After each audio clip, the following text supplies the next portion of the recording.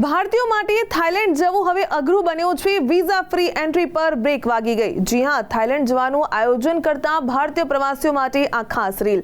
થાઈ સરકારે ભારતીયો માટે અમલમાં રહેલી 60 દિવસની વિઝા મુક્ત પ્રવેશ સુવિધા એટલે કે વિઝા ફ્રી એન્ટ્રી બંધ કરવાનો નિર્ણય કર્યો। હવે ભારતીય નાગરિકો વિઝા વિના થાઈલેન્ડમાં પ્રવેશ નહીં કરી શકે અને વિઝા ઓન અરાઇવલ દ્વારા એ જે પ્રક્રિયા હાથ ધરવામાં આવશે તેના દ્વારા જ દેશમાં એન્ટ્રી મળશે। હવે નવી વ્યવસ્થા મુજબ ભારતીય પ્રવાસીઓએ થાઈલેન્ડ પહોંચ્યા બાદ એરપોર્ટ અથવા અધિકૃત ઇમિગ્રેશન ચેકપોઇન્ટ પર જરૂરી દસ્તાવેજો રજૂ કરીને વિઝા મેળવવું પડશે। આ વિઝા હેઠળ હવે માત્ર 15 દિવસ રહેવાની મંજૂરી મળશે। અગાઉ ભારતીયોને 60 દિવસ સુધી વિઝા ફ્રી રહેવાની છૂટ હતી અને જરૂરિયાત મુજબ તેને વધુ 30 દિવસ સુધી લંબાવી પણ શકાતી હતી। થાઈ સરકારે આ નિર્ણય સુરક્ષા મજબૂત બનાવવા, ગેરકાયદેસર રોજગાર, ગેરકાયદેસર બિઝનેસ અને આંતરરાષ્ટ્રીય ગુનાઓ પર નિયંત્રણ મેળવવા માટે લીધો હોવાનું જણાવ્યું। અહેવાલો મુજબ એવું પણ છે કે કેટલાક વિદેશી નાગરિકો લાંબા સમય સુધી દેશમાં રહીને ગેરકાયદેસર પ્રવૃત્તિઓમાં સામેલ થતા હોવાની ફરિયાદો વધી રહી હતી।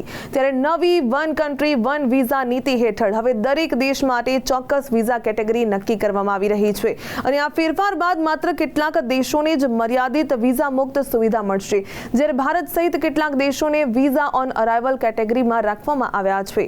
દર વર્ષે લાખો ભારતીયો સસ્તી મુસાફરી, સુંદર બીચ, નાઇટ લાઇફ અને સરળ એન્ટ્રી નિયમોને કારણે થાઈલેન્ડની મુલાકાત લે છે, પરંતુ હવે આ નિયમો બાદ પ્રવાસીઓએ અગાઉથી દસ્તાવેજો, વિઝા પ્રક્રિયા અને રોકાણ સમયગાળા અંગે વધુ તૈયારી રાખવી જરૂરી બનશે।